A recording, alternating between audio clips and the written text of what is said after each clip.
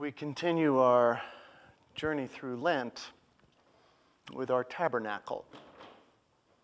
The tabernacle is carefully measured out in the book of Exodus.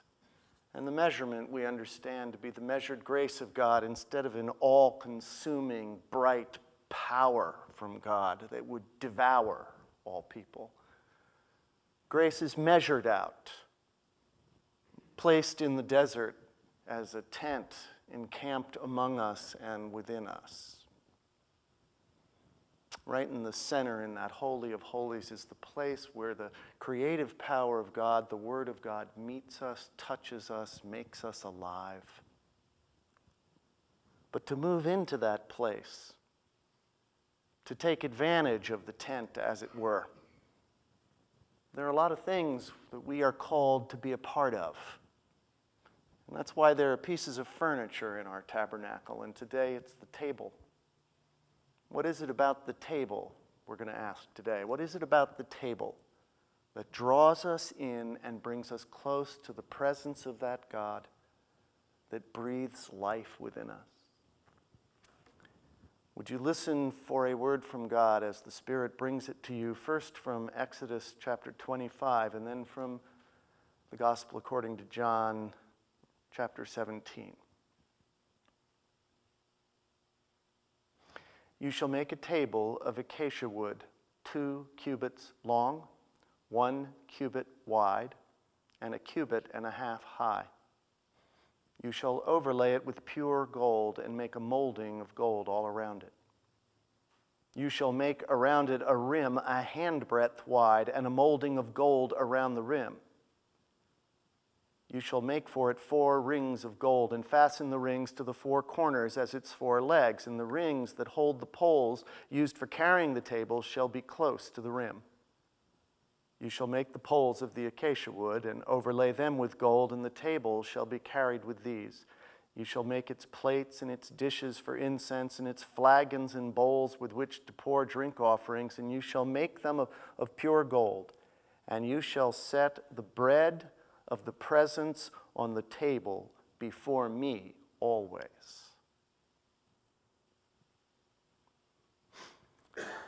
Jesus speaking to God in the heavens.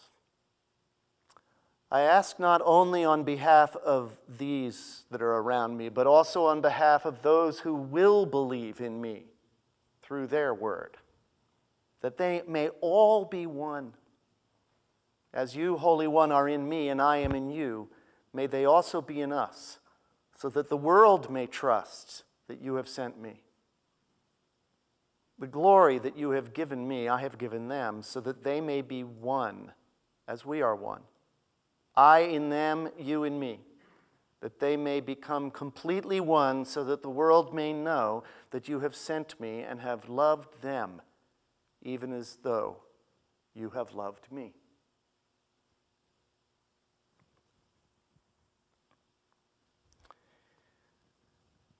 We Americans are a curious lot. You think about our character. I mean, Western culture has a lot of things in common. We have a lot of things in common with the Europeans, but we have this whole rugged individualist thing going on. You know, when you think about the literature that defines us, right? The Scarlet Letter, Hester Prynne, you know, just rejected and oppressed by the community that she's in. You know, or Huckleberry Finn, the hero who strikes out on his own against all odds. And why is it that in every newspaper movie or every cop movie, any of those, there is, of course, the hero in the story, and naturally he has a boss, right? Who gives him a hard time. It's the rugged individualist, the one that fights against the structures, that's the hero in American culture. Curious about us. We look for that freedom. And that freedom plays out in individuality for us, and I think it does that religiously too these days. And we talk about the spiritual but not religious. I mean, they even have initials now, SBNR, okay? You know, what's spiritual and not religious, and you know, about 30% apparently of Americans identify themselves as spiritual but not religious. Some of them may be here Interestingly, my son's generation, 72% identify themselves as spiritual but not religious, the rugged individualist of religion. And there are lots of good reasons for it, aren't there? I mean, let's face it, the church has done a pretty lousy job in lots of ways. The church has indeed been an oppressive community to many people. Been an oppressive community to women, an oppressive community to those who aren't in the dominant sexual paradigm. There are reasons why the individualism has broken out of the church, and I get that. And the church has also demanded a kind of morality that does not fit our worldview, the modern mindset. The church also has required people to believe a set of things that are frankly unbelievable if you go to school. And so you get why people would kind of walk away from that religion and begin to identify themselves as spiritual but not religious, but they end up out there all too often really kind of on your own, not connected one to another. I think it's a problem. I think it's not okay. And the reason I think it's not okay is because religion is at its heart a context of meaning. It provides the narrative within which we can live a life that has meaning. And one step further, within which we can live a life together that has some meaning. World without religion, can you imagine, I think, is what John Lennon said. Yeah, I can. It's insane. You know, we got kids shooting other kids in high schools. We have human trafficking, women being used sexually right next door. It's crazy. And that's not terribly surprising, apparently. Eagleton, a neuroscientist of some note these days, is pointing out that the human brain is built in such a way that we need to have narratives in our minds. We make stories to make sense of the reality, to bring order to all of the input we get through our senses. It's as though the very definition of sanity is to have a cohesive narrative, something that gives one life some meaning. And social creatures need a narrative that they can share together. That's what a religion is.